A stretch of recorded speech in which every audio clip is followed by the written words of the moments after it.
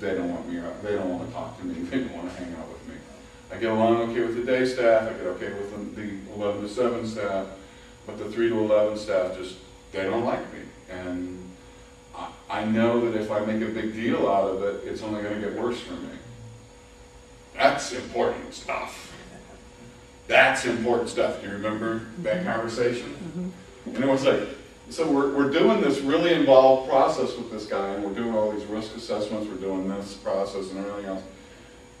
And then afterwards, in a hallway, standing there, and I'm, just drinking a can of soda, we're talking, getting ready to go to lunch, and boom, this huge, important piece of information came out. Well, just because you're done officially doing the assessment doesn't mean you're done doing the assessment.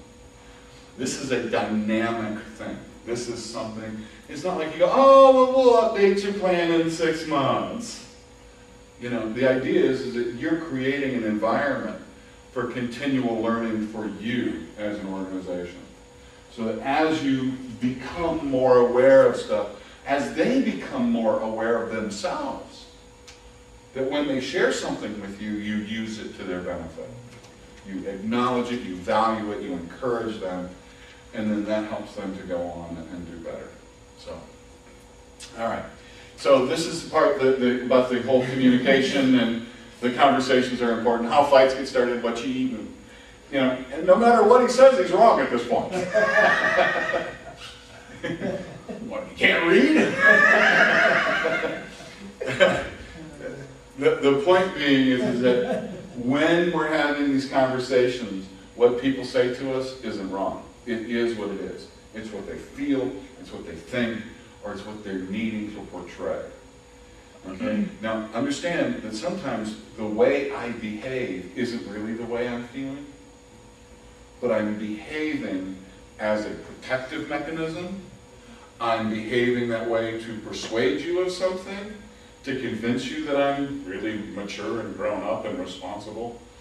You understand? So what I need to portray, or what I'm really feeling, or the pattern behavior that I find myself stuck in, all of those have equal value. Does that make sense? Okay? So, fundamental motives, and I'm going to just do this real quickly, and then we're going to go ahead and take a break. Yeah. All right? The fundamental motives explain how I think will affect how I feel, and thus how I behave. So how I think about the house that I live in will affect how I feel about the house that I live in, which will affect the way I behave in that house. So if I think it's your house, not my house, then I don't feel like it's a place where I actually belong. So I don't behave like part of the family. Does that make sense? Okay? So, how I feel about something will affect how I think about something, which will affect how I behave with something. So if I feel like I really like you, and I can trust you, when you ask me to do something, I think this is probably good for me. Does that make sense? Because there's a relational component to this thing. I like you. I trust you. So if you tell me I should try this, I think I probably should do this because it might be good for me. And so then I'm willing to try. And that affects then I have different behavior. And the last part of this is that how I behave affects how I feel, and thus how I think and feel, and thus how I behave. Okay? So it creates a pattern. So part of what we've got to do is understand that sometimes people started off with a blank slate. They didn't have a thought or a feeling about it, but they started doing something, and that started affecting how they were thinking and feeling about stuff. And after a while, that becomes a pattern, and it becomes normal. Does that make sense?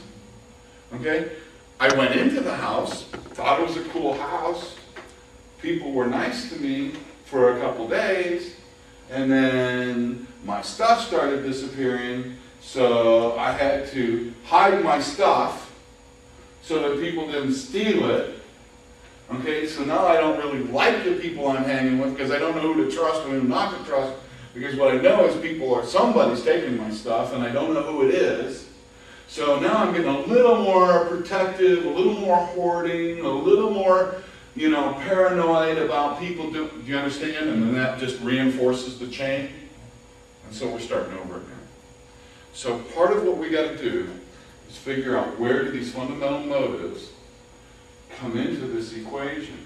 Because if we can figure out what the fundamental motives are, then and we can figure out what the goals and the sensitivities are, and we can figure out how to break that link. We can figure out how to help people feel differently.